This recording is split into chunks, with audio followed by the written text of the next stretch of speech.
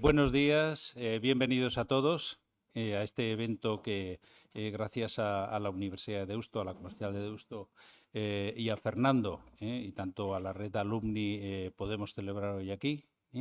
Y bueno, mis palabras son de bienvenida nada más. Estoy con la tentación de entrar en materia, pero no al lugar. Ya tenemos aquí a magníficos representantes tanto de la industria como de la academia para que nos metamos en materia de lleno.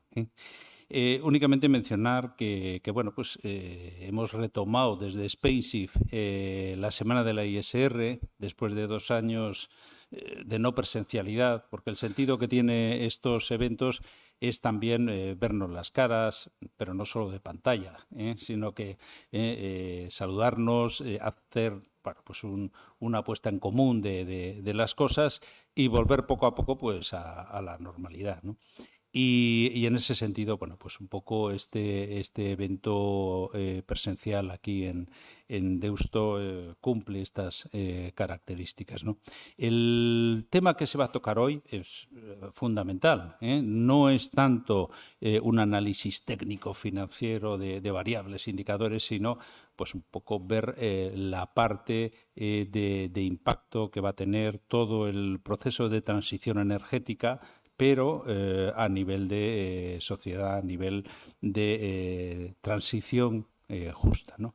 Entonces, bueno, pues aquí se identifica con el término que no se quede nadie detrás, ¿eh?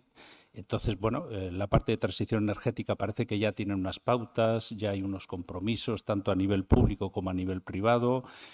Bueno, pues los compromisos de cero, 2030, 2050, bueno, pues hay toda una complejidad, tanto desde el lado de la normativa como de los compromisos, ¿no? Pero el que no quede, que esa transición sea justa, es un elemento fundamental. Como casos recientes de sensibilidad tenemos el incremento, por ejemplo, del coste de la energía, obviamente, lo que ha generado una alarma social muy importante, un poco a raíz de esta situación de dependencia a nivel europeo en cuanto a energía, bueno, pues de Rusia en concreto y lo que bueno, pues ha supuesto, ¿no?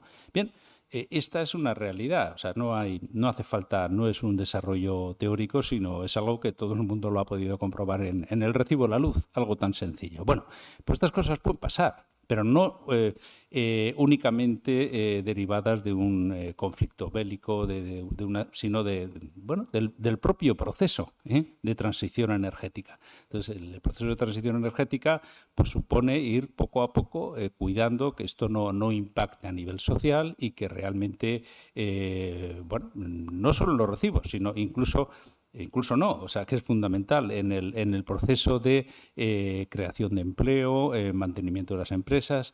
Todo esto es un aspecto fundamental. Aquí no vale pasar de blanco a negro. No. Los grises, a pesar de que tienen una connotación poco favorable, los grises van a ser necesarios, totalmente necesarios. O sea, la transición no va a ser algo que bueno, de la noche a la mañana se pueda aplicar. Entonces, y es muy delicado. O sea, este proceso de transición, y no estamos hablando de futuros muy lejanos, ¿eh? Las fechas están puestas, el marco regulatorio de la Unión Europea aterriza ya, este año está aterrizando en agosto parte de MiFID, el año pasado ya se pusieron en vigor algunas normativas en cuanto a divulgación de información no financiera, el año 2023 va a ser fundamental también para el aterrizaje de normativa.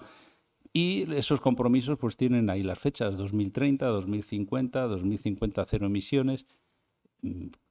Bueno, pues todo esto tiene un recorrido muy corto y ahora hay que ver cómo se toman las medidas para que esto no genere ninguna fractura social, ningún impacto económico insalvable, y a ver cómo lo hacemos, ¿eh? Bueno, a ver cómo lo hacemos, lo podemos, o nos van a dar pautas los intervinientes en las mesas y por parte de la academia quien va a hacer la ponencia de presentación ahora. ya me he comido más tiempo del debido. Le paso a Fernando. También reitero otra vez el agradecimiento a Fernando por acogernos aquí en este sitio tan emblemático, esta sala. Muchas gracias a todos.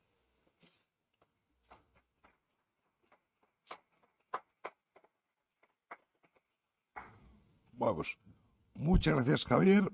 Y sobre todo, muchas gracias pues, a Spensiv, a Deusto Business School y a Deusto Business Alumni, pues que han colaborado en montar este día, esta jornada, dentro de la semana de la ISR de Spensiv. Spensiv desde hace muchos años monta su semana de la ISR y desde hace ya varios años, pues desde Deusto Business School, pues colaboramos en montar una de las jornadas. Entonces, insisto, gracias a Spensiv y a Deusto por colaborar en todo este tema. Y hemos cogido este año la idea de la transición justa. La idea de transición justa. Me acuerdo que Andrea González, la subdirectora de Spensiv, y yo, pues hablando sobre qué tema podíamos coger este año, por allí por febrero, pues decidimos, un tema de la transición justa, pues es un tema bonito, pues vamos a pensar en la transición justa. Claro, porque es evidente que estamos en una transición energética, estamos en una transición en lo social, estamos en una transición hacia la sostenibilidad, pero como muy bien decía Javier, tendremos que conseguir que en esa transición no se quede nadie atrás, que esa transición sea equitativa. Y es fácil pensar que va a haber problemas, que va a haber problemas serios. Pensemos, por ejemplo, en zonas mineras donde se deja de extraer carbón y se quedan prácticamente sin actividad económica. En España, bien cerquita, recordemos las cuencas de León o las cuencas asturianas. Bueno, pues se crean problemas sociales muy importantes que hay que ver cómo los arreglamos. Yo también pienso mucho en el tema de la digitalización. Hay mucha gente que a partir de cierta edad, tanto en lo personal como en lo profesional, se puede encontrar aislada por los avances de la digitalización. Pues tendremos que ver la manera de hacer todo esto de la manera que sea más equitativo, que el reparto de los beneficios, que los va a haber y muy importantes, sea un reparto justo, pero que también el reparto de las cargas también sea un reparto justo. Entonces, en todo esto, la inversión sostenible puede hacer algo. La inversión socialmente responsable, la inversión sostenible, que de todas estas maneras le llamamos, ¿podemos hacer algo? ¿Podemos orientar los productos financieros para que el dinero se dirija allí donde socialmente es más interesante? Concretamente en este punto de la transición justa, ¿podemos dirigir el dinero hacia allí donde hace más falta para que no haya gente que se vea especialmente perjudicada por este proceso de transición? Además, en los últimos meses, desgraciadamente, todo esto se nos ha complicado con un problema energético especial derivado de la invasión rusa de Ucrania. Entonces, todo esto se ha complicado mucho las cosas, con lo cual tenemos que estar continuamente reenfocando, como reenfocando el punto de mira de hacia dónde vamos, ¿no? Debemos estar reenfocados todo el rato, pero yo creo que la idea de la transición justa es una idea que tenemos que tener como muy clara, como muy clara. Y precisamente para Deusto Business School, que es una escuela con unos valores determinados, donde la igualdad, el equilibrio, digamos, la solidaridad, son elementos muy importantes en nuestra forma de ver el futuro económico, pues creo que la transición justa encaja perfectamente en lo que son nuestros valores. Y ahí va a haber que hacer un esfuerzo muy importante y la inversión socialmente responsable yo creo que puede aportar bastante en esta línea. Dedicaremos la mañana, bueno, el rato que tenemos de esta mañana, lo dedicaremos a ver ideas sobre todos estos temas. Los 5 ponentes que contamos, un ponente inicial y luego 4 ponentes en una mesa redonda, son gente muy experta que nos van a poder explicar muy bien todas estas cosas y seguro que nos dan ideas. Aquí lo fundamental va a ser ir aportando ideas de por dónde la inversión sostenible y responsable, por dónde puede ir apoyando esa transición justa. Y me gustaría terminar mi intervención con 2 ideas. Yo creo que la transición justa, además de otras muchas cosas, pero también tiene de alguna manera que basarse en una mayor austeridad. Yo creo que va a ser necesario que la sociedad sea más austera, porque no tenemos recursos en el planeta para que todos consumamos al nivel que estamos consumiendo. Y por supuesto, cuando hablamos de austeridad, hay que pensar austeridad de los que tienen más. Los que no pueden ser más austeros son los que no tienen. Y los que no tienen no pueden recortarse más lo que consumen. Se tienen que recortar lo que consumen los que más tienen. Hay dos pensadores jesuitas que yo he leído con frecuencia. Uno es José Ignacio González Faus, otro es Ignacio Ellacuría. Y escriben muy bien sobre el tema de la austeridad, la sobriedad, que la sabiduría humana tiene mucho que ver con saber ser más austeros y más sobrios. Más austeros y más sobrios, insisto, los que más tienen. Y esto va a ser necesario si queremos que el mundo realmente sea sostenible. Y aplicando esta idea a un punto que todavía nos es mucho más cercano, supongo que todos sois conscientes, por lo menos lo habéis oído hablar de ello, desde 1980 del siglo pasado, las diferencias salariales y las diferencias de renta en todo nuestro entorno económico, en España y en los países similares al nuestro, han ido aumentando. Desde 1980 hasta aquí van aumentando las diferencias salariales, las diferencias de renta. Yo creo que eso nos va a acabar llevando a situaciones poco sostenibles. Las enormes diferencias salariales no son sostenibles. Y esta transición justa, todas las transiciones, la mayoría al menos, acaban reflejándose en mayores diferencias salariales. La crisis de 2007, la pandemia, todo se ha acabado reflejando en mayores diferencias salariales y eso no es sostenible. Y no tiene nada que ver con la justicia. Entonces, bueno, por esos campos habrá que ir trabajando. Habrá que ir trabajando y yo lanzo esas ideas porque yo creo que todos también debemos ir pensando en ello. ¿De acuerdo? Bueno, y ya no os aburro más. Vamos a dejar a Massimo Zermelli, que es, digamos, nuestro ponente principal. Entonces, que Massimo Zermelli nos hable sobre la transición justa. ¿De acuerdo, Máximo?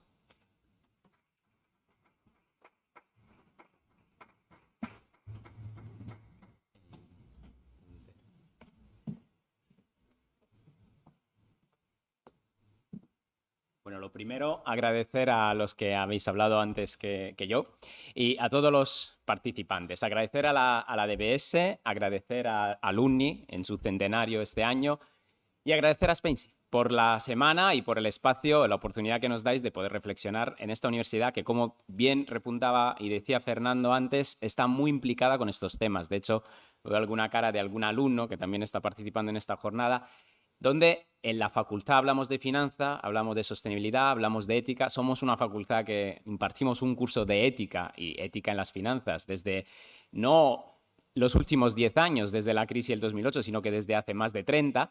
Entonces somos bastante sensibles con estos temas. Entonces, simplemente sumarme a los agradecimientos de los que me han precedido. Y un par de ideas, ¿vale? O sea, lo que me gustaría en mi intervención, que está cargada de muchas expectativas, pero es muy sencilla, es analizar el tema del debate que nos va a acompañar a lo largo de este rato de esta mañana. Luego, hacer una pequeña introducción sobre lo que es un marco conceptual que nos puede servir para trabajar y analizar las finanzas sostenibles y dejar unas ideas para las reflexiones y espacio que luego será retomado en el debate, en la mesa redonda.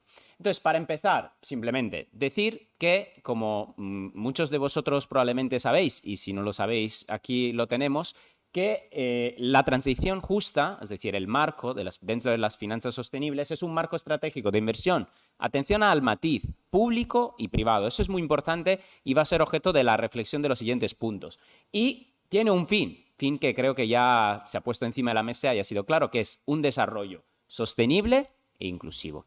Con lo cual, cuando hablamos de eso, lo que estamos poniendo encima de la mesa claramente es que estamos hablando de un marco que nos va a servir para los próximos años, ya que estamos inmersos y lo estábamos antes de la pandemia.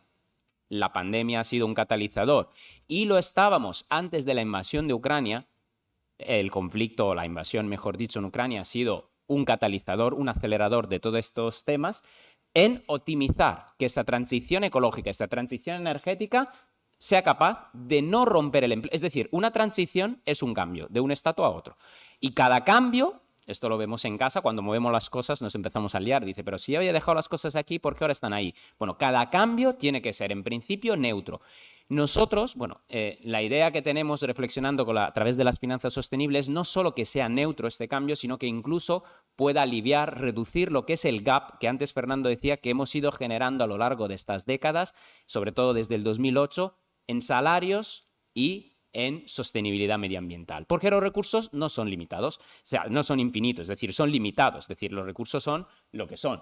Y tenemos que, entonces, pensar en una transición, repito, lo decía antes Fernando, no es un tema de justicia, lo comentaba al principio también Javier. Aquí el tema de justicia puede ser más amplio. Aquí nos interesa hacer una transición donde nadie se quede atrás, es decir, que sea sostenible. Cuando hablamos de eso, la referencia que tenemos actual son 2 ODS. Probablemente muchos de vosotros estaréis familiarizados con los Objetivos del Desarrollo Sostenible. Estamos enfocando nuestra atención en especialmente 2 de ellos. Uno, el objetivo 8 del trabajo decente y el otro, el objetivo 13, acción por el clima. Es decir, ¿pueden las finanzas intervenir para hacer que esta transición actúe tanto en el objetivo 8 como en el objetivo 13 para que sean lo más justas, ¿vale? Y lo menos impactante posible para, sobre todo, los seres humanos y las personas? Como veis, promover el crecimiento económico sostenido, inclusivo y sostenible y adoptar medidas urgentes para combatir el cambio climático son los grandes objetivos de estos 2 ODS. En el caso concreto, hablamos de la erradicación de la pobreza, que afecta a más de 2,2 millones de personas en el mundo. Hay otro tema que he dejado para el final, en el que creo que es importante el papel que pueden jugar las finanzas. Es el tema del hambre en el mundo y de los alimentos. La FAO nos avisa de lo que viene, ¿vale? Esto venía antes, pero ahora con el conflicto de Ucrania se ha acentuado. Entonces, ¿cómo pueden las finanzas? Pues ahí está nuestro foco. Y a nivel mundial, el número de empleos necesarios entre 2016 y 2030 para que las personas que acceden al mercado del trabajo se mantenga el ritmo de crecimiento de la población mundial asciende a 470 millones. Ahora mismo, y es noticia de hoy, es noticia de las últimas semanas, tenemos un problema incluso de vacantes, tenemos un problema de flujos migratorios. Ahora mismo el problema del empleo, fuera de las finanzas, fuera de los conflictos, fuera de todo el debate económico, es un problema serio y de sostenibilidad del sistema propio de nuestro modelo de bienestar. Y por último, el trabajo decente, es decir, no solo que los trabajos no se pierdan, sino que los que se generan sean trabajos decentes. Y en esta línea apunta la Unión Europea, apunta a todas las organizaciones internacionales para que hacia ahí vayamos. El segundo punto es la acción por el clima, que seguramente todos conocéis. Hemos detectado con la pandemia que el mundo, claro, parece que solo puede hacer frente al cambio climático si se para, es decir, si nos confinan en casa. Parecía que el mundo había ganado años de vida durante los meses de confinamiento en el mundo y lo que está pasando ahora en China, pero tenemos que hacer sostenible el sistema de producción y el sistema de vida que tenemos sin necesariamente quedarnos encerrados en casa. Es muy importante todo esto, mejorando la eficiencia energética, como bien decía Fernando, es decir, estamos hablando de una transición energética, ¿vale? Estamos hablando de una transición energética que afecta a todos los hogares y más a los hogares que tienen menos recursos.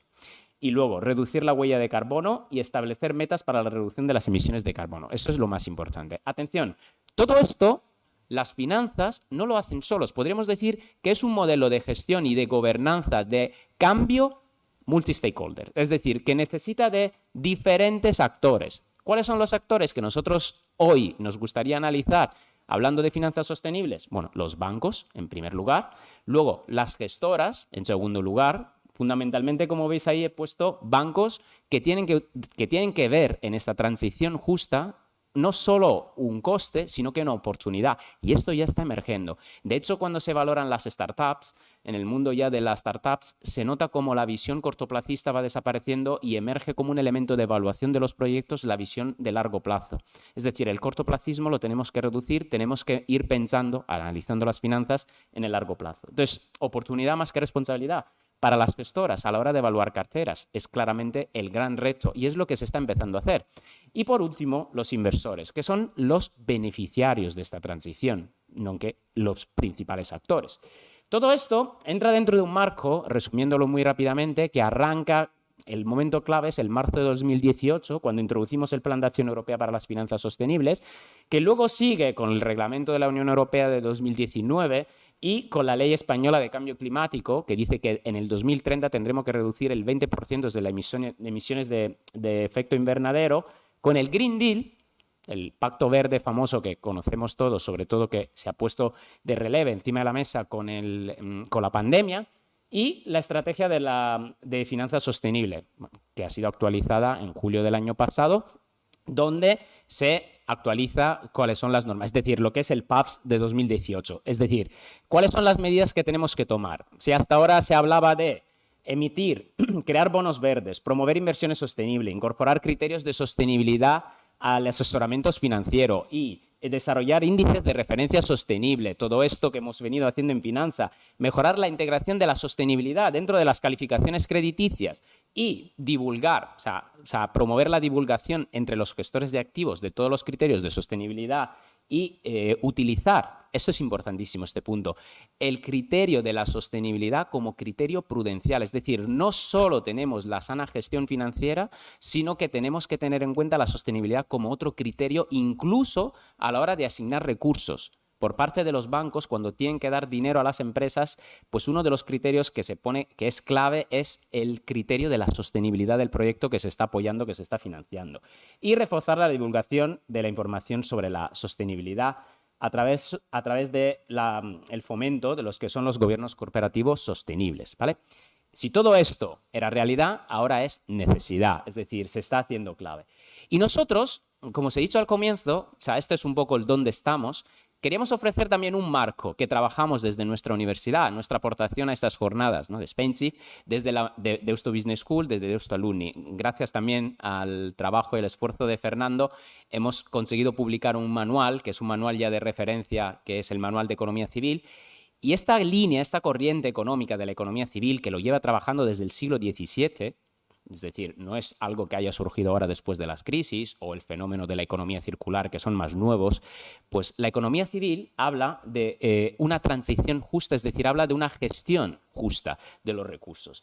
De hecho, yo aquí os he resumido lo que es el paradigma de cómo funciona el funcionamiento de la economía civil. En lugar de utilizar un modelo de dos manos, que es el modelo donde están las empresas y los gobiernos, es decir, las empresas pueden generar fallos de mercados, los gobiernos intervienen para subsanar los fallos que las empresas generan. El modelo que tenemos de la economía civil, que es también el modelo que trabajamos en las aulas, en los cursos de economía o de ética con los alumnos, dice que tenemos que tener cuatro manos, es decir, reforzamos el concepto multi-stakeholder que decíamos antes, ¿no? Bancos, gestoras, inversores. Aquí tenemos no solo las empresas, que tienen que ser sostenibles, y las entidades, los gobiernos, que tienen que apoyar este cambio, esta transición sostenible, sino que tenemos ciudadanos activos y empresas responsables. Es decir, el tema de añadir a las cuatro más al mercado, ¿no?, que se subsana a través de la intervención de los gobiernos, ahora es añadir una dimensión más, que son los ciudadanos activos, que con sus decisiones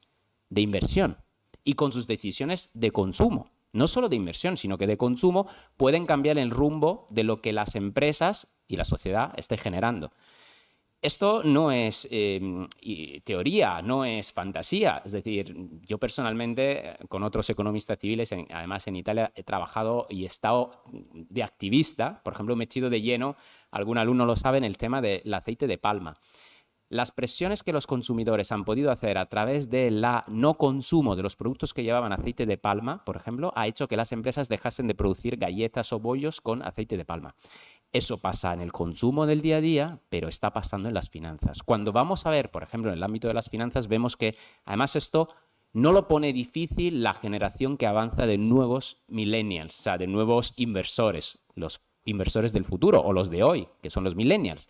6 de cada 10 millennials ya valoran a la hora de invertir el dinero los criterios de sostenibilidad. Entonces, esto hace que sea más sencillo, ¿vale?, el proceso de transición, no sea algo descabellado, sino que sea un proceso incluso que se va interiorizando, que va calando, cuya sensibilidad de las personas que utilizan los recursos financieros es clave. Los jóvenes, probablemente muchos de los que me están escuchando ahora no lo ven, pero os aseguro que es así y es la tendencia, ya utilizan mucho productos y ropa de segunda mano. Los jóvenes, cuando digo joven, me refiero a los que tienen 15, 16, 18 años, incluso 20. Puede que muchos que estén aquí no, pero es una gran tendencia y hay un mercado. Es decir, el hecho de producir, consumir, destruir, haya cambiado en producir, consumir, reutilizar, pues es otra clave que estamos viviendo ahora mismo. Y dentro de este marco, claramente, como os decía antes, ¿no?, de lo de los millennials, el hecho de eliminar, reutilizar, es necesario que tengamos, una ciudadana activa y unas empresas sostenibles para poder hacer que este cambio sea posible. Y un tema muy importante es que, y nos esforzamos de que eso sea así, es que para conseguir que haya una transición justa y a través de las finanzas sostenibles eso se pueda realizar, tenemos que superar 3 grandes reduccionismos. Uno es el reduccionismo antropológico. Lo sufren mis alumnos en clases cuando, después de explicarle cómo funcionan los modelos microeconómicos o de macroeconomía, le digo que el paradigma de ser humano que estamos utilizando en clase es un paradigma de ser humano que maximiza la utilidad. Es un hombre que solo le interesa maximizar la utilidad. Le importa muy poco el tema de la sostenibilidad, el tema de las relaciones humanas. Si yo maximizo mi utilidad, adelante, esa es mi decisión.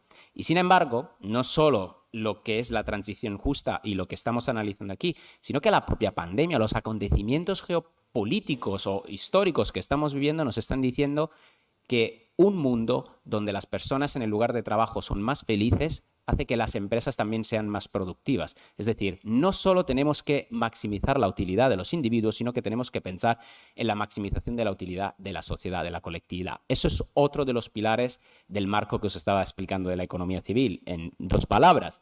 Y ahí estamos, superar el reduccionismo antropológico, superar el reduccionismo del concepto de empresa. La empresa tiene multi-stakeholder, es decir, tiene diferentes actores alrededor. No son solo los accionistas los principales actores de la empresa, lo que llevan el capital, que son un elemento clave, pero que sino que hay que pensar en los trabajadores, en los proveedores, en la comunidad local. Bueno, creo que antes Fernando lo comentaba cuando hablaba del tema del impacto que tienen, por ejemplo, las mineras o las empresas en algunos entornos. En clase hemos analizado, por ejemplo, en las clases de ética, analizando las finanzas sostenibles, hemos analizado las inversiones, por ejemplo, en el tema del fracking. O sea, los beneficios que puede generar una inversión y los problemas que puede generar el impacto, podríamos decir, social y la comunidad, pues son elementos a evaluar. No es neutro el impacto que puede generar una inversión, aunque sea rentable en términos financieros, ¿no? Y eso es algo que está entrando ya de lleno en nuestros modelos de análisis económicos. Y finalmente el concepto de valor,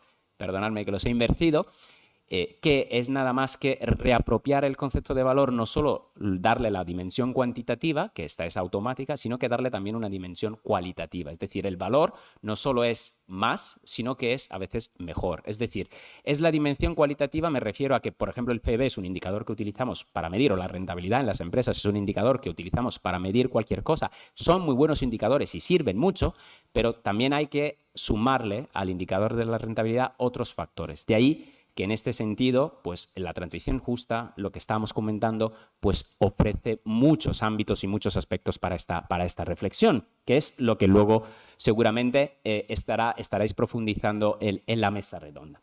Y por último, ya que os he dicho que os iba a hablar de un marco conceptual para su análisis, pues lo que es importante ahora mismo es reorientar el rumbo de nuestras inversiones. Es decir, históricamente, con la globalización hemos tenido una política que ha perdido peso y una economía que se ha empoderado y una finanza que ha apoyado la economía. Es decir, antes la política marcaba los fines, la economía le ofrecía los medios a través de las finanzas, y hemos tenido con la globalización una economía que ha marcado los fines y la finanza también, y una política que ha proporcionado los medios a la economía y la finanza. En esta reinversión de facultades, podríamos decir, nos gustaría recolocar todo en su justo y correcto orden. La política tiene que marcar el rumbo de nuestras decisiones, la economía y la finanza tienen que proporcionar los medios que la política quiere que sean necesarios para poder llevar a cabo las transiciones justas, porque no hay justicia que no pase por decisión política. Y muy importante entonces es reorientar el rumbo de nuestras inversiones, es decir, lo que habéis dicho y resumido perfectamente al comienzo, generar una transición que no sea traumática, un cambio positivo incluso, es decir, que no destruya empleos. Para eso se necesitan palabras claves como las que probablemente cuando tenemos environmental, social, governance, ¿no? en ESG ya tenemos estas palabras claves, pero se necesitan de elementos como la estrategia, el liderazgo, la asignación de recursos y de capital eficiente, esto no nos tenemos que olvidar, siempre es importante, compromiso y diálogo. Entonces, para hacer todo esto, en una palabra, lo que necesitamos es reorientar nuestra función de utilidad. No negarla ni eliminarla, sino que reorientar la función de utilidad que utilizamos en nuestros modelos económicos. Darle otros criterios, otras prioridades. A ponerle al lado a la rentabilidad otros elementos, que son los elementos que pueden garantizar una transición justa. Para hacer esto, pues hablamos de medio ambiente, de impacto social, de gobernanza, antes lo comentaban los ponentes, digitalización y transición energética, que no nos tenemos que olvidar que es el gran problema que estamos viviendo ahora, pero que no lo vivimos solo por el conflicto, es un problema que la transición energética, eso es un elemento yo creo que clave incluso en los medios, que nunca se ha comentado, no es una transición a suma cero, es una transición que tiene un coste, es un fenómeno inflativo. La transición energética tiene un coste que pagaremos durante los próximos 10, 15 y 20 años probablemente todos los hogares y todas las personas. La transición energética, siendo así y siendo inflativa, de por sí no es justa por un simple motivo. Y era lo que os he dicho, concluyendo, que eran las ideas que os quería dejar. Uno, porque, como bien comentaba antes Fernando, durante estos años se ha roto la clase media y se han polarizado los empleos. Hemos tenido estas dinámicas y eso antes de que la transición energética empezara a despegar y antes de que los precios de las materias primas energéticas empezaran a crecer, era una realidad. Todo esto no ha hecho nada más que acentuar este proceso. Pero también hay otro problema, y el otro problema es la pérdida de poder adquisitivo que todo esto está generando. Es decir, además de lo que estamos comentando, tenemos encima de la mesa un problema de inflación, de elevados precios, de una transición energética que va a reducir el poder adquisitivo de los hogares, que de por sí solo eso sería para un monográfico, es decir, hablar solo de esta transición energética, es decir, merecería solo la pena analizar solo ese aspecto. Pero hay otros factores que están emergiendo y que son objeto, y ahí las finanzas pueden jugar un papel importante. Esta era la idea que quería lanzar. Quizás se habla poco, pero también las finanzas, es decir, la mayoría de las materias primas se compran y se venden en mercados de futuro, se compran y se venden en mercados, se compran y se venden en las finanzas. Es decir, la gente ya no percibe y dice, pero ¿por qué el trigo de repente sube? ¿Por qué el algodón de repente sube? Perciben que hay algo raro detrás, pero cuando le empiezas a explicar es que las materias primas ya no se compran en el mercado de demanda y oferta, se compran en mercados financieros donde hay personas que probablemente ni saben lo que están comprando, pero que están comprando y están haciendo crecer el precio de estas materias primas. Entonces, de ahí, las finanzas sostenibles y nuestra sensibilidad, lo que estamos analizando hoy, es importantísimo para el tema del hambre en el mundo. Vamos a tener un problema muy serio. La FAO, Naciones Unidas, nos ha advertido del problema que vamos a tener y en eso, dentro de la transición energética, dentro de la transición digital que estamos viviendo, las finanzas también en este nuevo punto que pongo encima de la mesa juegan un papel importante para poder realizar este cambio. Bueno, como decía Fernando, no os voy a aburrir más. Muchas gracias por vuestra atención y quedo aquí a escuchar la mesa redonda y los ponentes que han hablado antes porque el tema, como bien habéis visto, es interesante. Gracias.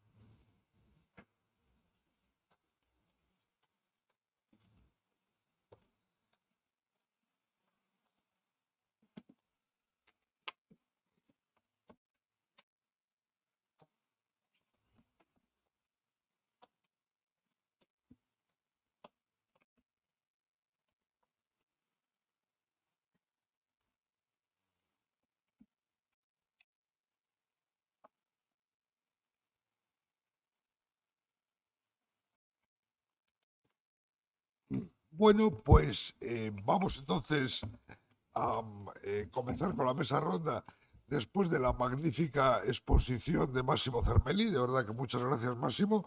Pues creo que ha marcado perfectamente el tema y además haciendo uso de la idea de la economía civil, que yo nunca lo había visto así y creo que está perfectamente encajado dentro de la economía civil, añadiendo esas dos manos nuevas.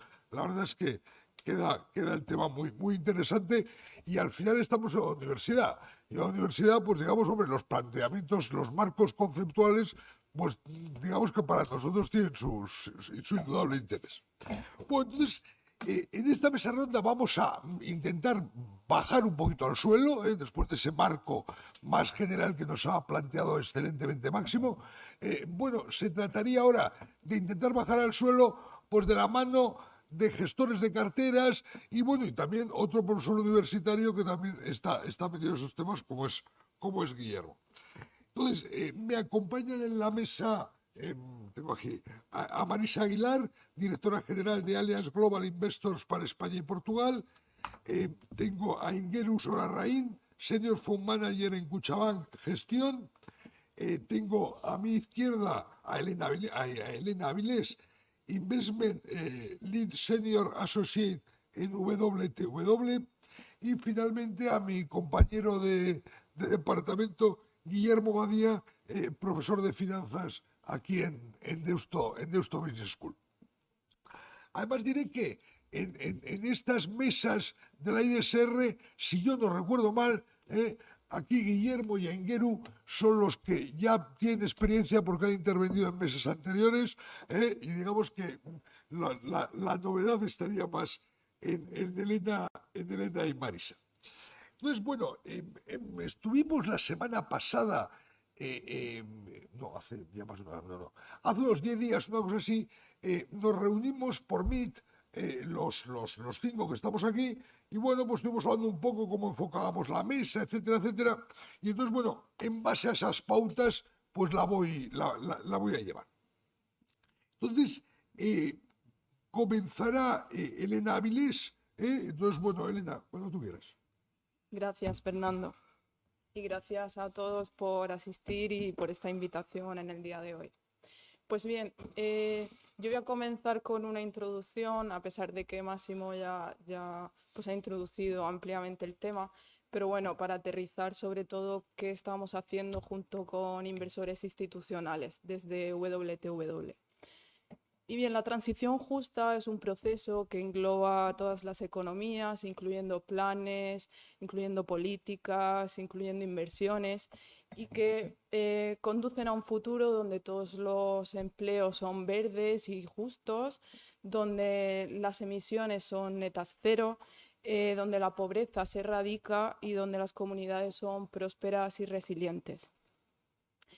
Todo esto implica que dentro de los problemas en los que se pone foco no hablemos solo del medio ambiente, que es lo que suele estar en boca de todos, lo que suele estar en la prensa, en las distintas publicaciones, sino que también hablemos de garantizar el acceso a empleos de calidad a toda la población y del diálogo social que permita darle voz a aquellos que son más impactados por una transición de la economía que veremos más adelante cómo estamos nosotros enfocando esa transición. Una transición justa, asimismo, busca garantizar que los beneficios lleguen a todo el mundo y que se compartan ampliamente y no sea solo cosa de unos pocos, de una parte de la población que obviamente, pues al estar más polarizada, pues siempre hay grandes ganadores y mayores perdedores, sino que lo que buscamos es aunar a distintas, bueno, no a distintas, sino a todas las industrias, a todos los países, buscando apoyar a aquellos que pueden perder económicamente. ¿Qué acuerdos, qué pactos se han realizado para intentar ayudar a aquellos que más pueden perder económicamente? Pues podemos ver el mecanismo de transición justa de la Unión Europea, incluido dentro de su Pacto Verde, del que ya hemos hablado.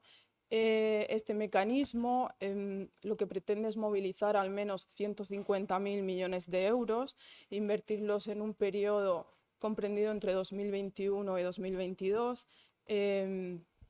Con él lo que se pretende es poner especial foco en aquellos territorios que serán más impactados por este cambio de la economía y está dentro del acuerdo o de los objetivos de la Unión Europea dentro del Pacto de París, del Acuerdo de París, firmado en 2015, y pretende triplicar en 2030 con ese objetivo que hay ahora mismo de llegar a triplicar energías limpias por aquel entonces, invirtiendo, como ya decía, grandes cantidades de hasta 150.000 millones de euros y siempre estableciendo formas de abordar de la mejor manera posible pues, desafíos que sean sociales, medioambientales y económicos. Por otro lado, tenemos la Declaración de la Transición Justa, que fue firmada por más de 30 países, entre ellos aquellos incluidos en la Unión Europea y hasta 14 países más. Este fue firmado en la Conferencia de las Naciones Unidas en noviembre de 2021, si recordáis el COP26 celebrado en Escocia.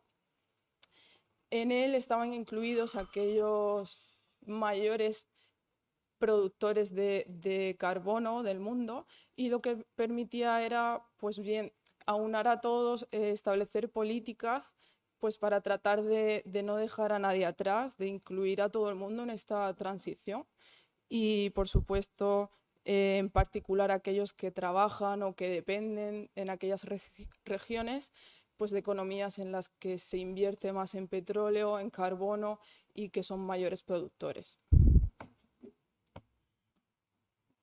Y bien, ¿qué significa la transición justa para cada uno de nosotros? Pues la transición justa para cada uno de nosotros es abarcada de forma distinta. Cada uno la interpreta de una manera y la abarca de una forma distinta, pero lo que sí que es común a todos es una necesidad de establecer un camino correcto a seguir, es una necesidad de regenerar recursos, de cambiar las reglas, de relocalizar la mayor parte de la producción y el consumo y de restaurar culturas y tradiciones. Con todo ello debemos de construir una economía visionaria que sea muy diferente a la que estamos ahora y para ello lo que requiere es detener lo malo, lo antiguo, de lo que venimos y abrir camino hacia lo nuevo, hacia lo bueno y para ello debemos cambiar las reglas que hay actualmente y dar un mayor poder a las comunidades locales. Esto es esencial. Para ello necesitamos cambiar. Necesitamos hacer una transición, necesitamos ayudar a estas economías que son complejas y una transición natural normalmente tiene o ha tenido una duración de 1 siglo, de 100 años de media, como hemos visto en transiciones energéticas anteriores, como podía ser pues, aquella del agua al vapor o de vapor a fósil. Y estos 100 años de media duración, si realmente queremos llegar a este Acuerdo de París, a este acuerdo de llegar a 0 emisiones netas en 2050, lo que tendríamos es que comprimir los 80 años que todavía quedan para llegar a este siglo de media, lo tendríamos que comprimir en 30 años para llegar a 2050. ¿Esto qué implica? Esto implica realizar una transición forzada. Una transición forzada en el que todos debemos de intervenir, porque las transiciones forzadas no son transiciones naturales, sino que necesitan ayuda, necesitan de nuestra intervención. ¿Qué ocurre? Que esta intervención implica una alta incertidumbre económica. ¿Por qué? Pues por ejemplo, porque tiene, como comentaba Fernando antes, una mayor polarización. Hay un riesgo de mayor polarización de la población, de que los que salen siempre ganando salgan aún más ganando, los que salen perdiendo salgan aún más perdiendo. También hay riesgo de un desempleo estructural mayor porque tendríamos una velocidad de destrucción de empleo o podríamos tener una velocidad de destrucción de empleo mucho mayor que la tasa natural de creación de empleo. Esto es un riesgo alto, ya ocurrió en el gobierno de Thatcher en Reino Unido. Y por último, pues podríamos tener mayores costes agregados y mayor dispersión y volatilidad de los precios. ¿Y qué debería hacer la industria de inversión ante esto? Pues la industria de inversión debería de posicionarse de la mejor manera posible, debería de coger las riendas y debería de apostar por aquellas inversiones, por aquellos por aquellas decisiones que ayuden más a los que saldrán más desfavorecidos, y a la vez tendrán que posicionarse para ellos mismos, para su cartera de inversión, de la mejor forma posible, porque si están mal posicionados, obviamente esto va a repercutir negativamente en los rendimientos de su cartera, al tiempo que si están bien posicionados o aquella parte de su cartera que la tengan bien posicionada, igualmente se puede ver impactada. ¿Por qué?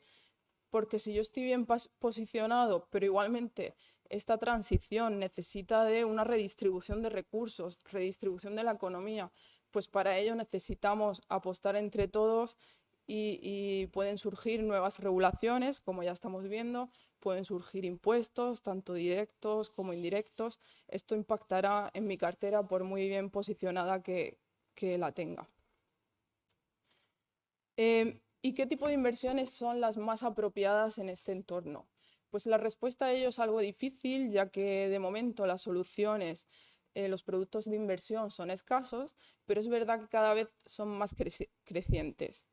De hecho, podremos hablar luego de ello si queréis, pero realmente hay plataformas que intentan, pues un poco invitar a los inversores privados a entrar a ayudar en esta transición. Por ejemplo, la plataforma del mecanismo de la transición justa de la Unión Europea que comentábamos antes, pues está intentando fomentar la inversión privada a través de un fondo, un gran fondo que ha creado, donde se compartiría aquellos inversores privados que deseen invertir, pues compartirían el riesgo con una financiación pública que también hay detrás. Esto le da un nivel extra de protección, hace el producto más atractivo y también pues fomenta esta transición, aunando tanto a instituciones públicas como privadas.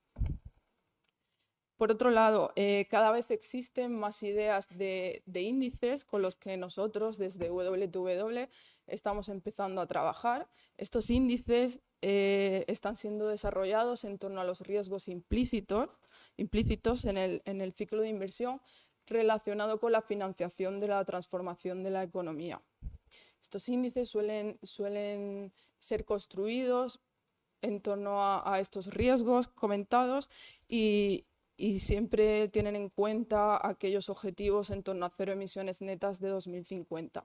Los riesgos que suelen abarcar podrían ser los riesgos regulatorios, algo muy importante, riesgos reputacionales que suele preocupar a las compañías, también riesgos físicos y, por supuesto, riesgos de transición. Nosotros desde WTW hemos creado un nuevo índice junto con el proveedor Stocks. Este índice se llama Climate Transition Index, CTI por sus siglas, y lo que pretende es emplear un enfoque analítico que va más allá de la simple fijación de precios en torno al carbono y a sus emisiones, como suelen hacer pues, índices o productos pues, que vemos más en la industria.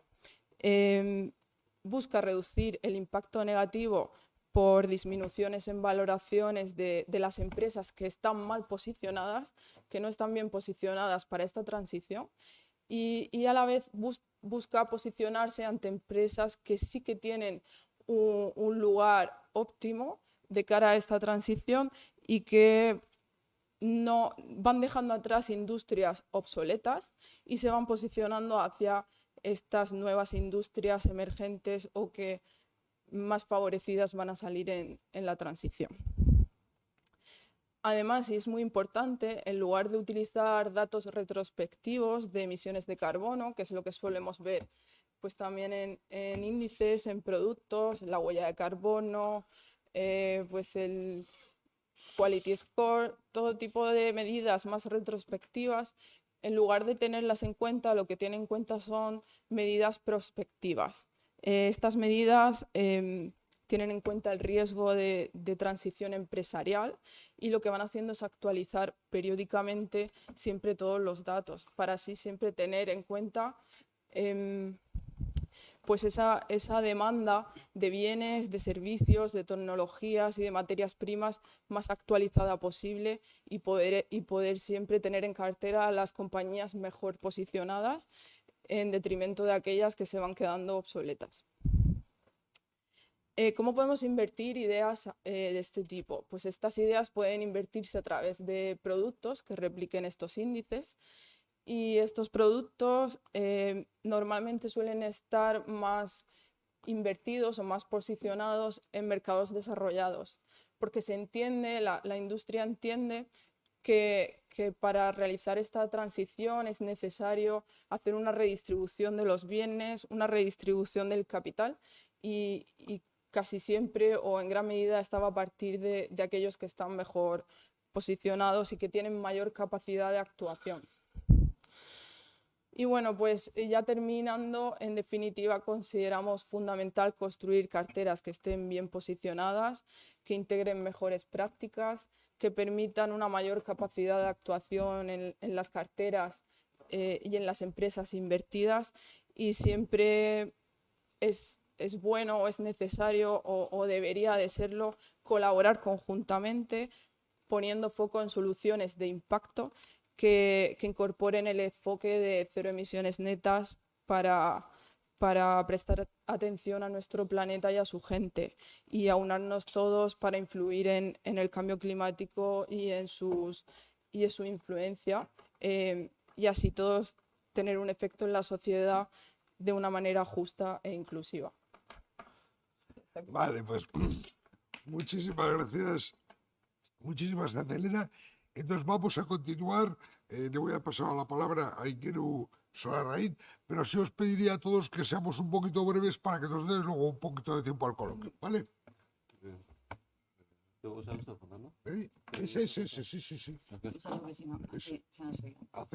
Acércate para aquí. Acércate para aquí. Muy bien.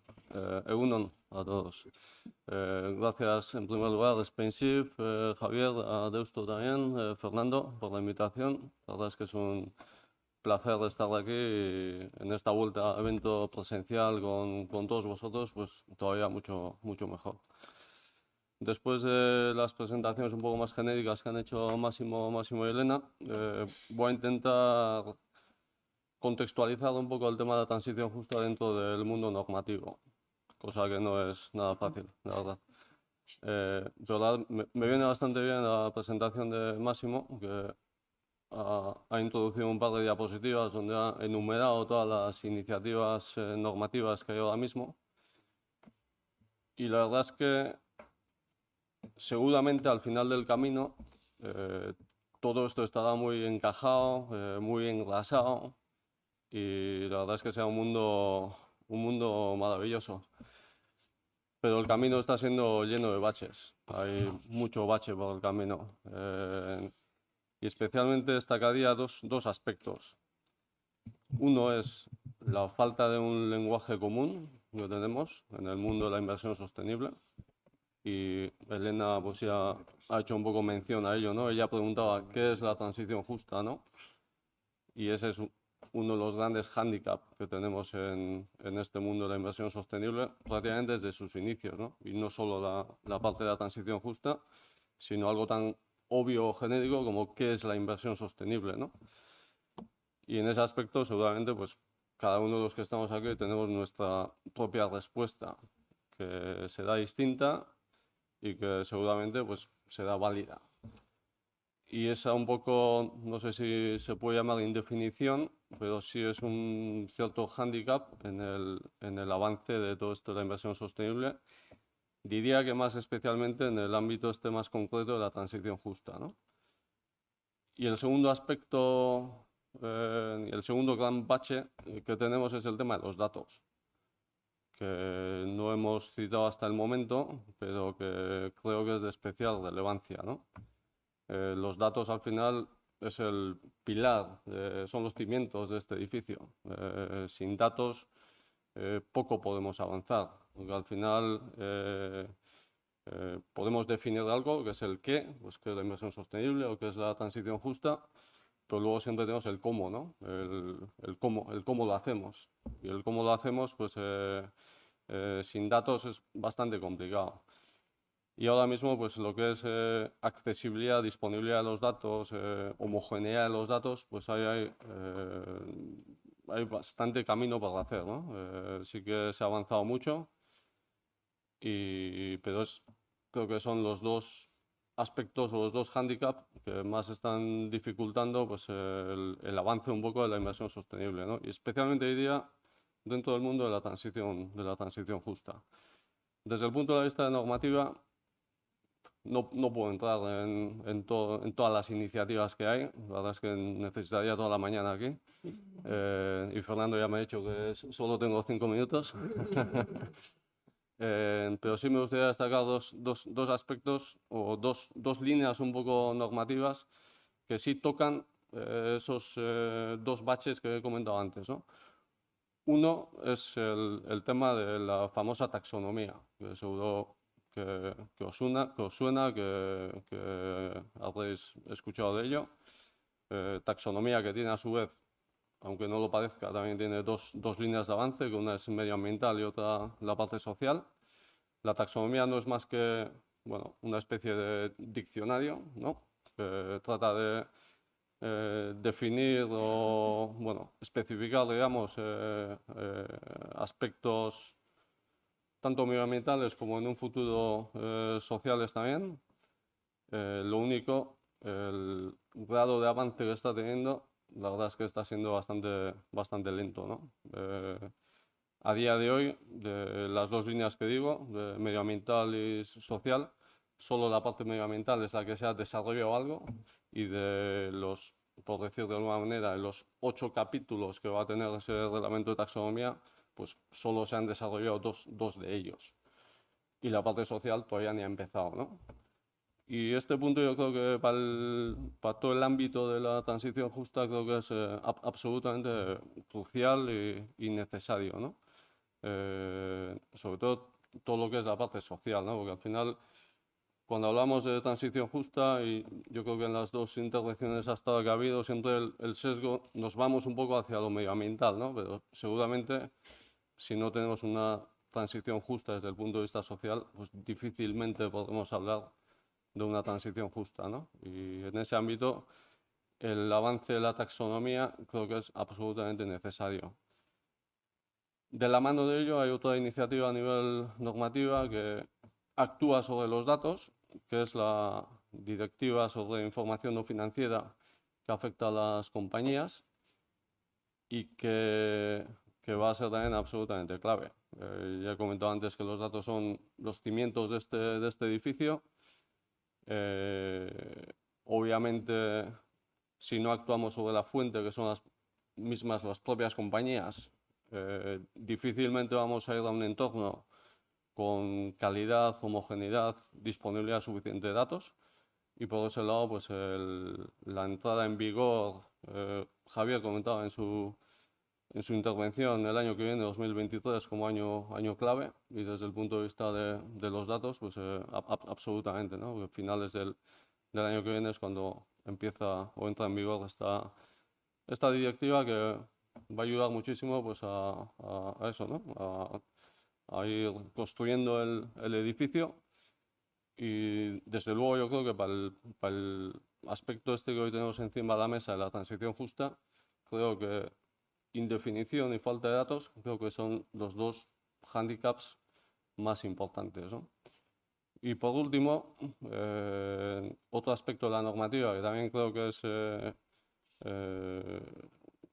imprescindible comentar hoy es la modificación de la normativa MiFID, que también Javier ha hecho mención de ello, que sobre todo a la parte nuestra de gestoras de fondos, a todos los que nos dedicamos a comercialización de los productos, es el gran hito que tenemos en las próximas semanas, meses. Y bueno, ya sabéis el tema MiFID, al final afecta al diálogo comercial que nosotros tenemos con los clientes. Hasta ahora ese diálogo comercial iba en torno pues, a bueno, aspectos más de horizonte temporal. Al final, bueno, conseguías ahí perfilar al cliente y había como un proceso de o hay un proceso de macheo, digamos, entre demanda y oferta, ¿no? Una demanda a un cliente de una tipología con un perfil de riesgo y lo ajustamos con una oferta que está adecuada a esas características. A partir de agosto, en todo ese diálogo comercial y en todo ese macheo, tenemos que incorporar también los aspectos sostenibles. Y ahí, pues bueno, pues la verdad es que va a ser interesante. Va a ser interesante el proceso de gestión en un momento, pues eso, con los hándicaps que tenemos de que las cosas no están del todo definidas en todos los aspectos. Los clientes tendrán sus propias expectativas, nosotros ahí, o sea que ahí, la verdad es que vienen meses muy, muy interesantes. Y quisiera hilar un poco a un comentario que ha hecho Máximo también, de los millennials. Pues aquí siempre hay mucho siempre hay mucho debate también, perdón, entre si la demanda impulsa la oferta, si la oferta está impulsando a la demanda en todo este ámbito de la inversión sostenible. Y bajo el concepto MiFID en los próximos meses, y con el tema de los millennials que se comenta mucho también, pues ahí creo que también vamos a tener bueno, una evolución interesante e ir viendo si efectivamente hay una demanda que nos impulsa a la oferta, ¿no? Y creo que esto es un poco todo. Para empezar, ¿no? No, sí, no. Para empezar, porque... Tenía algún que otro comentario también, pero ya... Muchas gracias. Es que ricasco. Muchísimas gracias, Engueru. Y tiene ahora la palabra Guillermo Badía. Bien, muchas gracias, Fernando. Bueno, y muchas gracias también a Spensive, a Javier, a Andrea, por organizar estas sesiones que, como decía Máximo, pues bueno, la verdad es que representan un espacio, ¿no?, para poder conversar sobre cosas o temas, ¿no?, bueno, que son de mucha actualidad y muy interesantes. Y bueno, también gracias a Deusto Business Alumni, ¿no? Bien, mi intervención va a ser sobre financiación, sobre productos que permiten caminar, ¿no?, hacia esa economía más sostenible. En primer lugar, pues bueno, como han hecho los compañeros también, yo voy a contextualizar un poquito, sobre todo para entender o para ver, para responder esa pregunta de cómo hemos llegado hasta aquí, ¿no? Se ha comentado ya en la mesa que, bueno, si nos damos cuenta, el periodo 2015-2018 pues es bastante decisivo, ¿no?, en el impulso del tema de las finanzas sostenibles, a partir del acuerdo 2030, de la agenda, bueno, perdón, del acuerdo de París, de la agenda 2030, de 2015, en 2018 el plan, ¿no?, sobre finanzas sostenibles de la Comisión Europea. Pero bien es cierto que los participantes en el mercado vienen pues preocupándose por estos temas de las finanzas sostenibles ya desde hace mucho tiempo, ¿no? Si nos centramos en la pata de los inversores, ¿no?, bueno, pues ahí entraría la inversión socialmente responsable, ¿no?, con sus estrategias. Podríamos hablar de inversiones éticas desde hace siglos, ¿verdad? Pero bueno, digamos que el impulso de las inversiones socialmente responsables vienen sobre todo a partir del nuevo milenio, 2002 en adelante, ¿no? Y desde la perspectiva de las corporaciones, de las empresas, pues podríamos hablar de la responsabilidad corporativa, ¿no?, la RSC, la responsabilidad social, responsabilidad medioambiental, ¿no?, de las corporaciones. Claro, es interesante en este punto que las decisiones en las corporaciones tienen dos pilares, ¿no?, el de la inversión y el de la financiación. Se ha trabajado bastante, mucho, fundamentalmente sobre el pilar de la inversión, ¿no?, desde los trabajos ya clásicos de Friedman, las discusiones con Friedman y todas estas cosas, ¿no?, sobre pues, qué tipo de prácticas o políticas pueden desarrollar las empresas, ¿no?, para atender esas dimensiones medioambiental, social, etcétera, ¿no? Por ejemplo, pues cómo reducir las emisiones de carbono, de CO2, ¿no?, o cómo establecer políticas sociales, ¿no?, tanto pues con los empleados, con las comunidades, con las cadenas de valor de los proveedores, los clientes, ¿no? Y luego está, que decía, el otro pilar, que es el de la financiación, ¿no? Que es el que ocupa hoy fundamentalmente el tema, ¿no? El de cómo financiar esa transición, ¿no? Yo creo que es a partir de quizás la emisión del primer bono verde, ¿no? Por allá por 2007, cuando pues bueno, este mercado pues empieza a crecer, ¿no? A tener un impulso. Es cierto que hasta los años 2016, 2017, 2018, que coinciden con el periodo que hablábamos antes, ¿no? Que es un periodo decisivo, con las nuevas regulaciones, la taxonomía que viene un poco después, que generan pues ese impulso, ¿no? Incluso con el plan de finanzas sostenibles, que uno de los objetivos es orientar los flujos, ¿no? hacia inversiones más sostenibles, pues todas las regulaciones de las que hablaba Anguiru, que podríamos citar la SFDR, la CSRD, la MiFID II, la taxonomía y todos estos temas, ¿no? Pero, como decía, es a partir de la emisión de bonos verdes cuando ese pilar de la financiación se empieza, ¿no? Un poco a trabajar en él. Claro, un bono verde, pues su objetivo es financiar proyectos verdes, ¿no? ¿Qué es lo que ocurre? Pues que nos podíamos preguntar sobre la idoneidad de este tipo de productos para financiar la transición. Porque lo que está ocurriendo es que principalmente los bonos verdes son emitidos por industrias que ya son verdes, ¿no? Entonces, ¿qué pueden hacer aquellas empresas que no cumplen criterios para emitir bonos verdes? Pues aquí aparecen los bonos para la transición, que es un mercado que hasta el día de hoy pues, no ha crecido mucho. De hecho, creo que hay 17 bonos solo emitidos a día de hoy, y han sido emitidos casi todos a partir del 2019.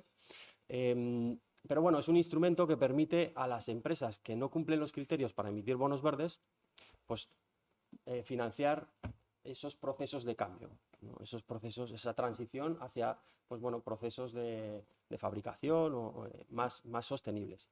¿Qué es lo que ocurre? Que hasta ahora, tanto por la vía de los bonos verdes como la vía de los bonos de transición, pues nos ocupamos fundamentalmente del tema medioambiental, que es lo que están poniendo de manifiesto los compañeros. Entonces, ¿qué podemos hacer para financiar la dimensión social? Bueno, pues para esto hay algunos instrumentos que ya han aparecido, como por ejemplo los bonos sociales, ¿no? Que fundamentalmente, pues como su propio nombre indica, pretenden financiar proyectos de carácter social, ¿no? Tanto, por ejemplo, podríamos pensar en la construcción de un colegio, en la construcción de un hospital, o en planes para el fomento de la educación financiera, ¿no? O la inclusión financiera, temas así. Luego hay otro tipo de bonos que son los sostenibles, se les denomina así, que lo que pretenden es pues un poco ligar, bueno, pretenden financiar más bien proyectos que tienen esas dos vertientes, tanto la de verde como la social, ¿no? Y bueno, pues por ejemplo podríamos imaginar en un proyecto que pretende pues, una iniciativa que busca la conservación de alguna biosfera, ¿no? y lleva ligado un proyecto de educación para niños, ¿no? Que se podría combinar perfectamente, ¿no?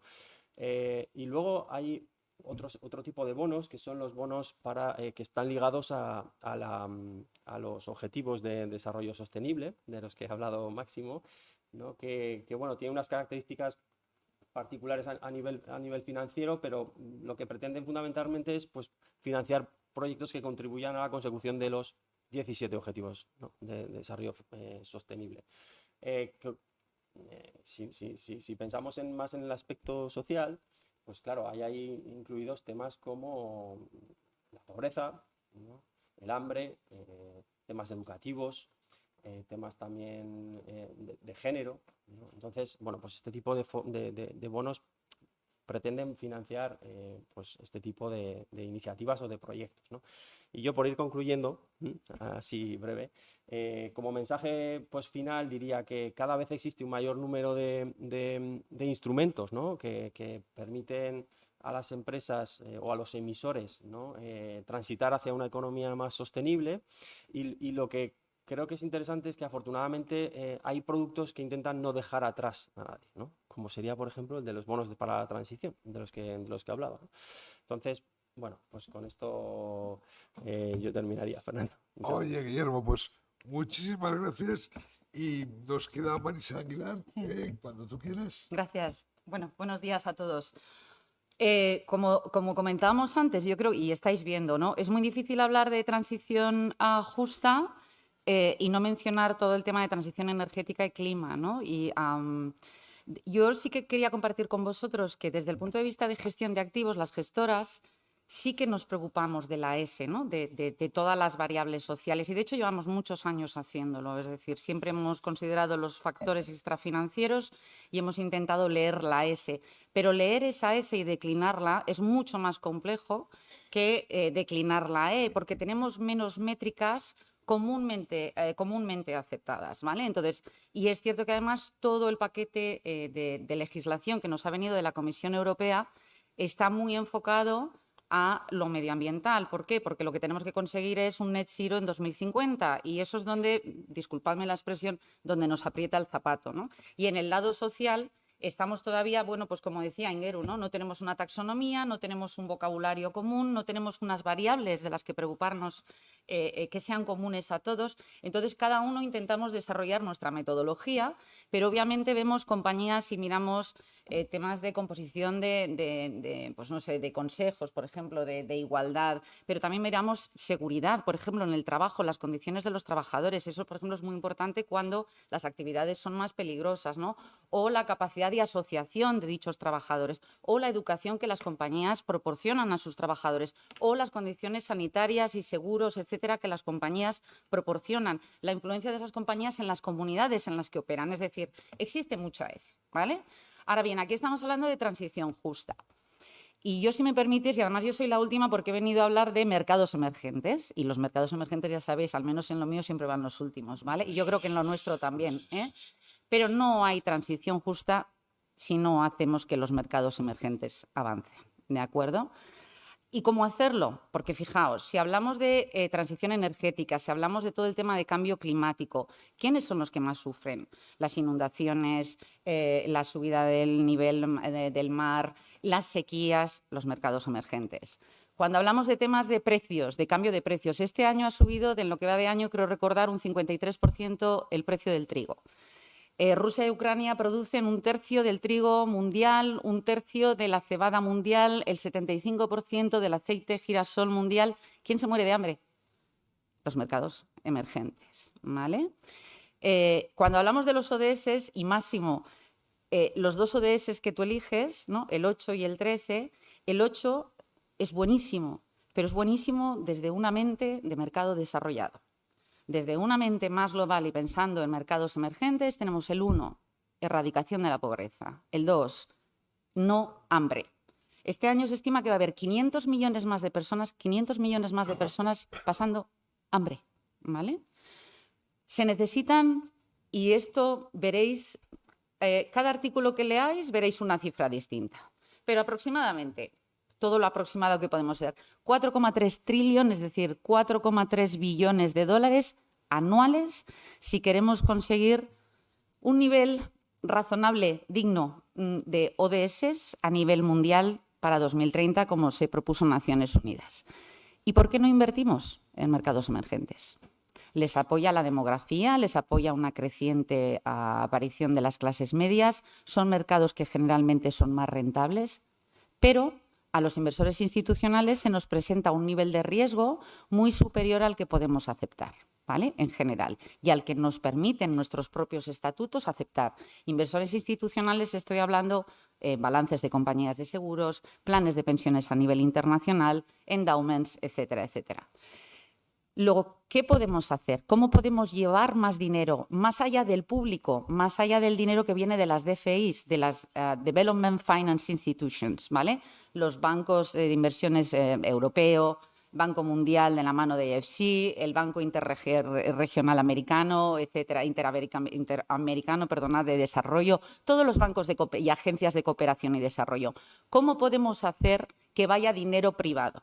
Bueno, pues eso se llama Blended Finance. Y hoy os quería hablar brevemente e introducir el concepto de Blended Finance, que es la colaboración público-privada, la explotación, si queréis, de las finanzas de desarrollo tradicionales en manos de multilaterales y gobiernos y agencias públicas, la explotación junto con inversores privados, ¿vale? Es decir, ponemos los dos, el apetito inversor del mercado privado porque le atrae la rentabilidad de mercados emergentes y creo que no me tengo que disculpar, no somos filantropía, somos inversores, queremos rentabilidad, ¿vale? Nos atrae esa rentabilidad junto con la función de las entidades públicas de desarrollo tradicionales, las multilaterales, ¿vale? Nos ponemos juntos.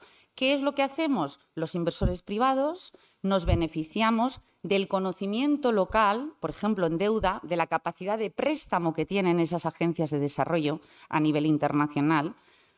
Y además lo que hacemos es reestructuramos el riesgo. De forma que si hubiera impagos, la primera pérdida, hasta un nivel que estudiamos, la asumen las entidades públicas. Así podemos proporcionar a los inversores privados un nivel de riesgo que de pronto se convierte en grado de inversión, ¿vale? Fijaros, de los aproximadamente 140 mercados emergentes que podemos ver por ahí, casi el 90% no tiene grado de inversión. Y algunos de ellos, además, no tienen ni siquiera grado, están non-rated.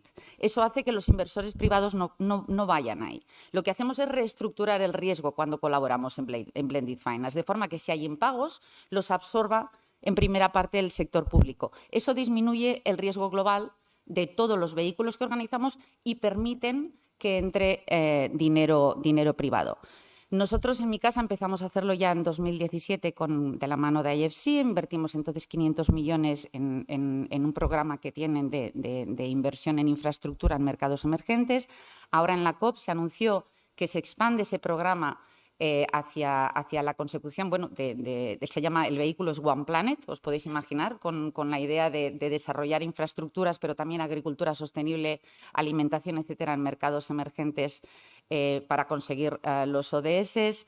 Tenemos también, por ejemplo, fondos de Private Equity Venture Capital en África, de la mano del Banco de Cooperación Alemán y del Ministerio de Desarrollo y Cooperación alemanes, por ejemplo, donde intentamos dar financiación a pequeñas compañías y a proyectos africanos de forma que podamos conseguir que haya cada vez más empleo. De hecho, estimamos que para 2030 habremos generado solo con ese proyecto de África, donde vamos 200 millones. Nosotros ponemos 70, los otros 130 son realmente públicos. Nosotros ponemos 70, con esos 200 millones podemos generar 25.000 puestos de trabajo en África.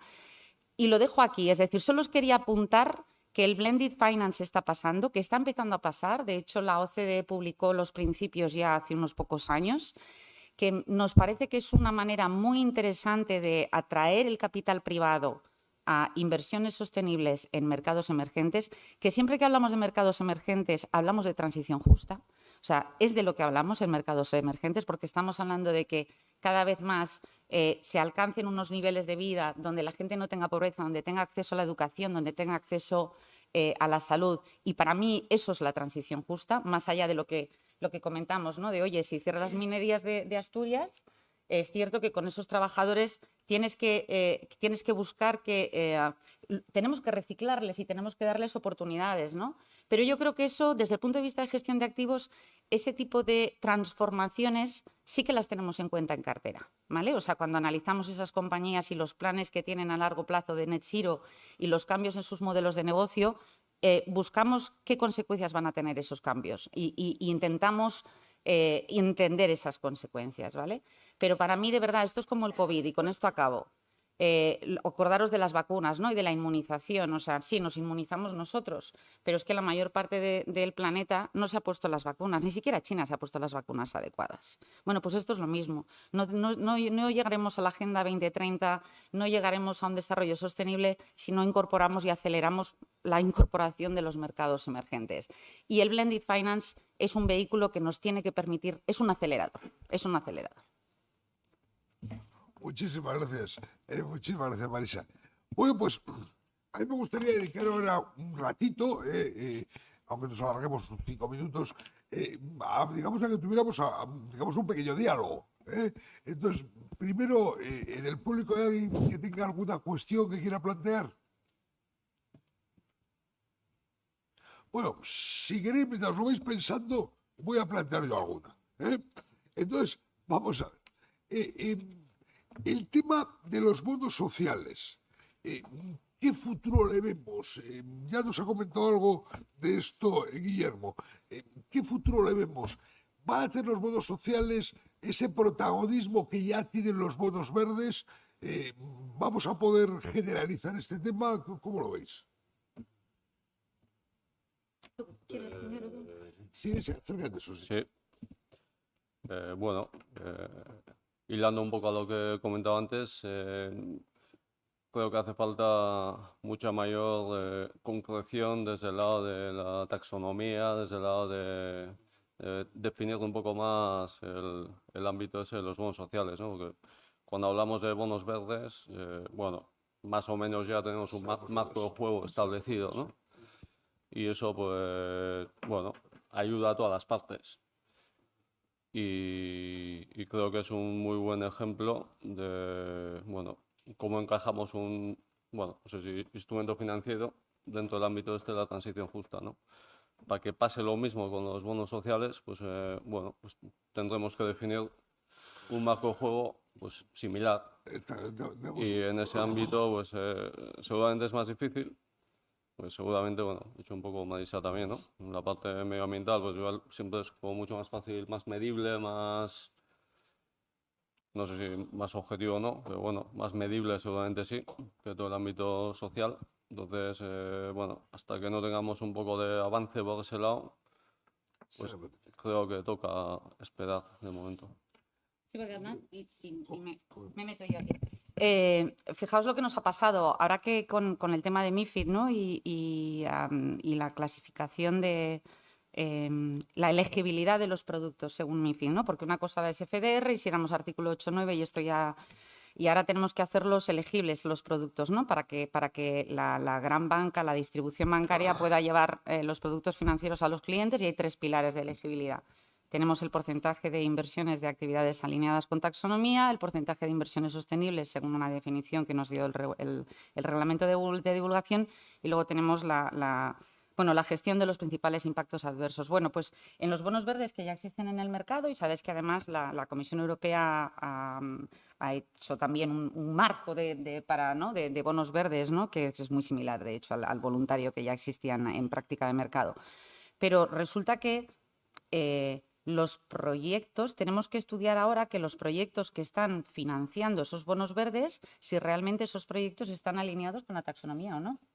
Y no está siendo muy complicado las emisiones en secundario, es decir, el papel que ya hay, saber si esos proyectos, esas actividades que están financiando están realmente alineados con taxonomía. Está siendo tan complicado que nosotros en un primer momento hemos decidido ir a buscar al emisor, no al proyecto, porque por lo menos al emisor tenemos la certeza de que lo podemos analizar, pero el proyecto no hemos encontrado proveedores que nos den seguridad sobre la alineación del proyecto financiado con taxonomía. Entonces, en las nuevas emisiones sí, pero en las existentes, porque claro, cuando tú eras emisor no emitiste en función de una taxonomía, ¿vale? Entonces, y esto lo relaciono con lo que comentaba Ingeru. En el momento en que haya una taxonomía social, eso ya hará que el emisor, tú ya emites un bono y lo alineas ahí, ¿no? Pero yo creo que por otra parte va a ser muy interesante porque creo que es más intuitivo para el usuario final, y hay mucho más interés en la parte social que en la parte climática, porque la parte climática al final acaba siendo como mucha matemática, ¿no? Conceptos además muy áridos, ¿no? De emisiones, de intensidad de carbono, de tal, que no son... Sin embargo, lo social es mucho más intuitivo, ¿no? Y yo creo que es mucho más visible para el inversor. Y yo sí que espero, igual que durante la pandemia hubo un gran desarrollo, porque obviamente hubo una gran emisión dirigida a frenar el impacto de la pandemia y hubo un gran desarrollo de bonos sociales, yo espero que cuando tengamos una taxonomía haya ahí un gran impulso en producto más social. Sí. Pues muy bien, Marisa, muchas gracias. ¿Vosotros queréis comentar alguna cosa o Sí, pasamos si para me otra? permites. Sí, por favor. Es verdad que necesita ese impulso, como vienen de decir mis compañeros, de la regulación, pero también pensamos o pienso que van a recibir un impulso estos bonos sociales a futuro porque cada vez se están viendo más emisiones. Por ejemplo, los bonos en LATAM pues son muy recientes, son casi que de reciente creación. En España se empezaron a emitir los del ICO en 2015 y casi que van a una partida por año.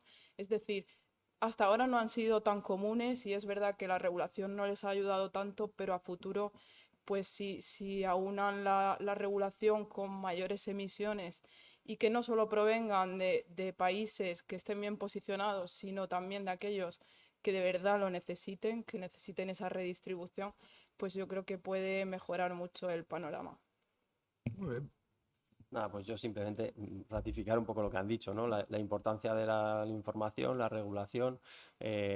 Lo que iba a comentar es que a pesar de que todavía no está del todo claro qué es eso de un bono social, el mercado está creciendo bastante.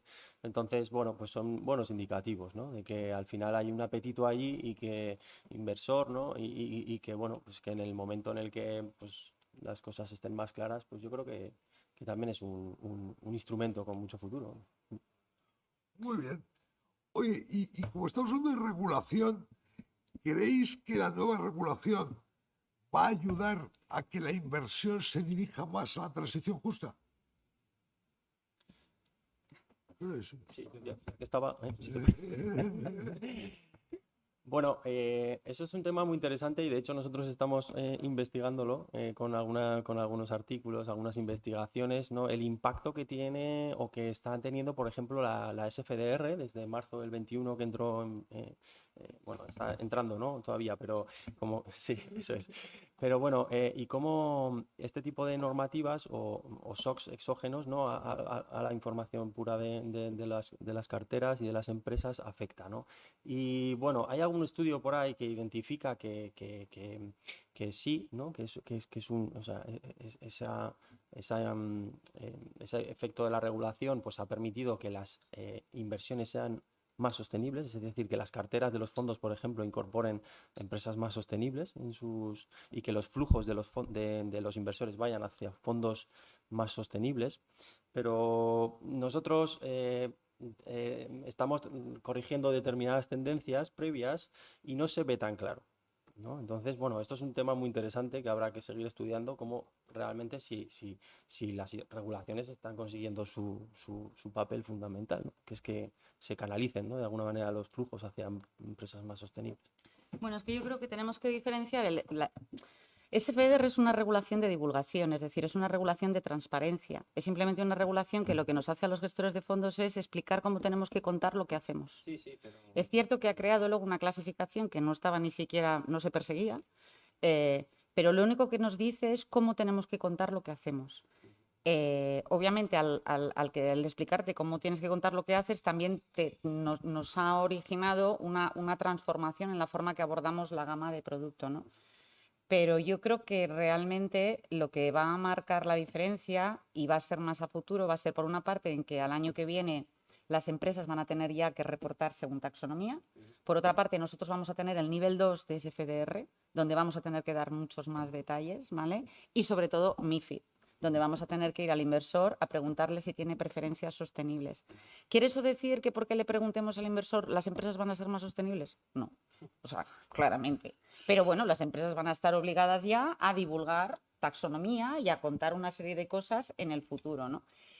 Nosotros como gestores ya intentamos que prácticamente todo lo que hacemos, y desde luego todo lo nuevo, porque nadie habla de los costes de transformar carteras existentes y hacerlas sostenibles, ¿vale? Hay veces que simplemente no tiene sentido hacer eso porque, o sea, los procesos de inversión son los procesos de inversión. Si tú los cambias, tienes que ir al regulador y decirle, señor regulador, he cambiado esto. O sea, pero yo creo que de cara a futuro sí que vamos a ver cada vez más divulgación y más preocupación por la sostenibilidad. O sea, a mí me da la sensación de que muchas veces queremos que esto esté hecho ya.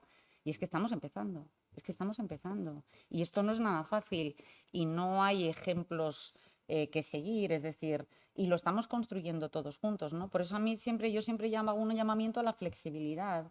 Y muchas veces también decimos, bueno, es que necesitamos marcos, pero es que a veces los marcos cuando son demasiado estrictos frenan la innovación y frenan la flexibilidad. Y cuando tú estás haciendo que algo nazca, necesitas ser muy flexibles, ¿no? Entonces, es un poco complicado el equilibrio es entre regulación y innovación, ¿no? O sea, Europa regula mucho y por eso igual innovamos menos, ¿no? O sea, ¿no? Versus Estados Unidos, por ejemplo, ¿no? Y esto es un claro ejemplo de la regulación, y yo llevo muchos años en esto, más de los que ya llevo muchos años porque ya soy mayor, y nunca había visto a la regulación tirar por delante. Es decir, la regulación es la que está creando tendencia. En mercados como el español, aquí no hay tradición de inversión sostenible, ni hay tradición de consumo sostenible. Y siempre hemos abierto mucho el grifo y no hemos reciclado y no, o sea, yo cuando era pequeña no había ni papeleras en la calle, señoras y señores, ¿vale? Entonces esto es muy nuevo. Entonces, bueno, pues necesitamos tiempo para que vaya pasando, ¿no? No sé. Sí, yo muy breve. Yo estoy de acuerdo con Guillermo. Yo creo que va a haber una incertidumbre a muy corto plazo ante tanto nuevo cambio de regulación, tantas nuevas regulaciones que se van superponiendo, van dejando soletas a las de antes, y sobre todo tiene que haber y va a haber un cambio en la forma de vender producto y de invertir, porque sobre todo poniendo foco en la que viene próximamente, en esa modificación de MiFID II que entrará en vigor en agosto, pues esta hará que ya no se pueda ofrecer todo tipo de producto al inversor si este marca en la casilla pues un no cuando se le pregunta por inversión sostenible, o un sí. Sobre todo si marca ese sí, ya habrá mucho producto en su cartera que ya no podrá ser accesible, o el inversor ya no será elegible para mantenerlo. Por lo que incertidumbre yo creo que sobre todo es la palabra. Me gustaría lanzaros brevemente una cuestión que ya ha salido varias veces, y es, ¿tenemos definido lo que es transición justa? ¿Estamos muy lejos de tenerlo definido? ¿Habría que definirlo? ¿Qué os parece? Terminológicamente, el sistema de transición justa lo tenemos claro. No, bueno, cada uno de nosotros sí, seguramente, pero seguramente no es algo compartido. Pero bueno, es un poco, no sé, pues la propia naturaleza actual de la inversión sostenible es un poco eso también, ¿no? Cada uno tenemos nuestra definición, ¿no? Aquí cada maestrillo pues tiene su librillo. Que eso, per se, igual tampoco es malo, decía Marisa también, ¿eh? Al final, bueno, pues tiene sus, ¿sabes? O sea, que por un lado cierta definición, e igual para este ámbito de la transición justa, pues, bueno, no sé si llamarlo nicho o más especial igual, ¿no?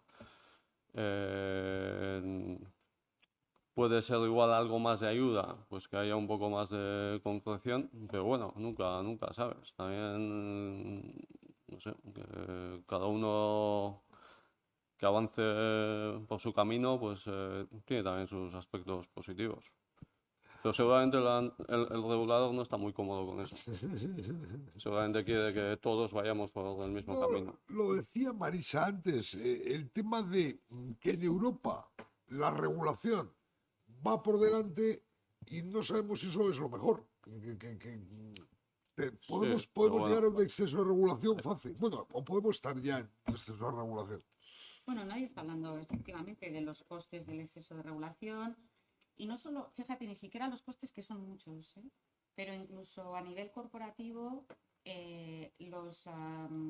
los frenos que nos ponemos por los frenos, incluso no solo los costes económicos, que son muchos, pero incluso a nivel corporativo, los miedos que tenemos por no incurrir en greenwashing, por no incurrir, claro, porque estamos pisando arenas movedizas y muchas cosas que no están definidas. Entonces es muy fácil incurrir en inconcreciones o en errores o en... y eso atenaza de nuevo la innovación y atenaza el desarrollo, ¿no? A la vez es cierto que necesitas marcos de actuación, y los marcos te los tienen que dar, los marcos tienen que ser públicos, ¿no? Y de las agencias multilaterales tenemos los ODS, tenemos los planes de la Agenda 2030, tenemos el presupuesto europeo destinado en gran parte, ¿no? a la transición, a la digitalización, a la parte de transición ecológica, pero también tenemos la parte de transición justa. Es decir, tenemos marcos en los que nosotros nos podemos mover. Lo que pasa es que tenía que estar todo como muy cuantificado, es decir, oye, ¿cuánta inversión necesitamos para erradicar la pobreza? ¿Cuánta inversión Y eso es que, Fernando, es una tarea que, o sea, es realmente, vamos, Hombre, prácticamente inabarcable. yo en eso lo he comentado muchas veces. Es que también tenemos que ser conscientes de que estamos empezando. Estamos empezando. Cuando hablamos, por ejemplo, de, oye, ¿cómo se está dando la información ISR, etcétera, etcétera? Oye, vamos a ver. En los años 30 del pasado siglo aparecieron las primeras normativas contables, cuando la contabilidad tal como hoy la entendemos es del siglo XIV. Y hasta los años 30, después de la crisis del 29, no aparece normativa contable. Entonces, quiere decir que pasaron muchos siglos hasta que se dijo esto vale y esto no vale. Y era una especie de consenso general. Bueno, hasta entonces funcionaba todo como un consenso general. En todo este tema de la información no financiera yo creo que vamos mucho más rápido. Vamos mucho más rápido, vamos sin lugar a dudas. Entonces, hombre, que hay muchas cosas mal, pero ya iremos haciendo, ¿no? Oye, ya nos hemos pasado completamente el tiempo, pero hay una pregunta que yo le quería hacer a Marisa. Por favor, Marisa, sé lo más breve posible, porque es un tema que yo creo es muy interesante. Al final, los inversores institucionales en los mercados emergentes, que era el tema que tú tratabas, ¿tienen interés? ¿Realmente los institucionales están interesados en los mercados emergentes? Así brevemente. Breve sí que tienen interés porque fijaos, venimos de ya varios años de políticas monetarias muy flexibles, muy relajadas, con muy bajos tipos de interés, con una dificultad de generar rentabilidad, y los mercados emergentes ahí ofrecen una oportunidad de retorno muy interesante para ellos. Como os decía al principio, el gran problema, la gran barrera de entrada ahí para los inversores institucionales es el riesgo, ¿vale? El nivel de riesgo, que normalmente no se puede asumir, o sea, y además esos niveles de riesgo, por ejemplo, a las compañías de seguros les penaliza por solvencia, y por eso tenemos que vehiculizar y reestructurar los niveles de riesgo para que permita a los inversores institucionales entrar. Si me preguntas, oye, ¿los inversores institucionales están interesados en el impacto que generan positivo en mercados emergentes? Yo te diría que sí, que también y cada vez más. Es decir, que hay un interés de rentabilidad financiera, ¿vale? Porque tienes ahí una prima obvia de riesgo respecto a mercados desarrollados, y a la vez le unes esa rentabilidad derivada del impacto positivo, ¿no? Y sobre todo en mercados más ilíquidos donde ese impacto es mucho más trazable y medible y palpable, ¿vale? Entonces, sí. Pues muchas gracias, Marisa. Muchas gracias a los cuatro ponentes, que yo creo que habéis mantenido una conversación realmente muy interesante y que nos ha podido hacer a todos reflexionar sobre bastantes cosas. Y ya nos lo pasó completamente el tiempo, entonces le voy a dar la palabra a Nayara Tobalina, la directora general de Eustovinis Alumni, para que despida la sesión. Vamos, Fernando.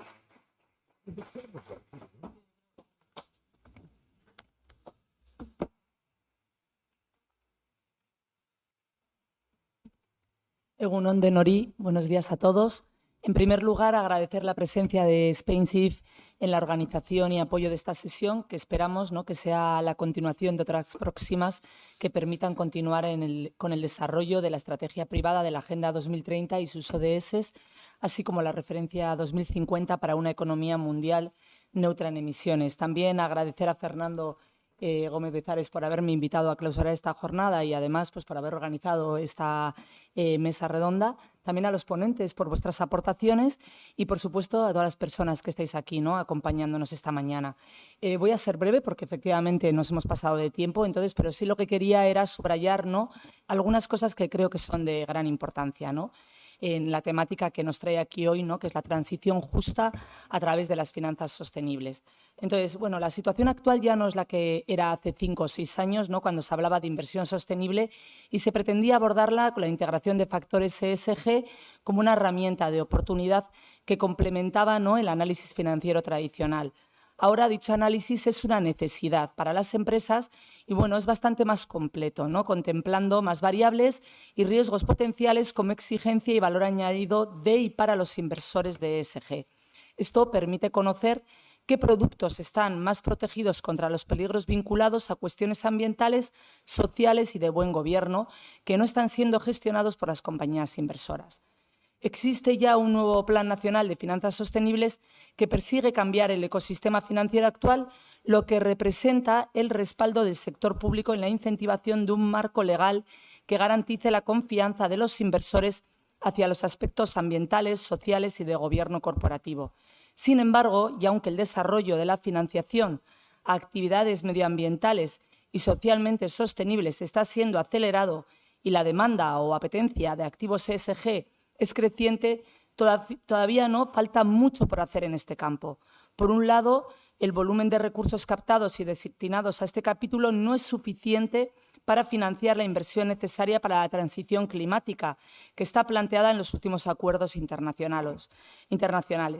Por otro lado, todavía sigue sin ultimarse una definición clara, estable y global sobre lo que es verde por la falta, ¿no?, comentaban nuestros compañeros, de una taxonomía y normativa mundial de riesgo medioambiental. Y, sin embargo, las empresas que no se adapten a este contexto, pues bueno, quedarán obsoletas. Recordar que la reputación de las entidades está muy vinculada a la forma en la que éstas abordan su gobernanza, por lo que su riesgo financiero depende mucho de las actuaciones, medidas y protocolos que asuman en esta materia. La rápida evolución de este epígrafe siempre complica la valoración adecuada de su información, que sin embargo es también necesaria para evaluar un seguimiento correcto del impacto de su puesta en práctica. Por tanto, la estrategia de trabajo está planteada y se supone correcta hasta el momento. La tarea restante sigue siendo muy amplia y va diversificándose con las nuevas consideraciones y enfoques adicionales.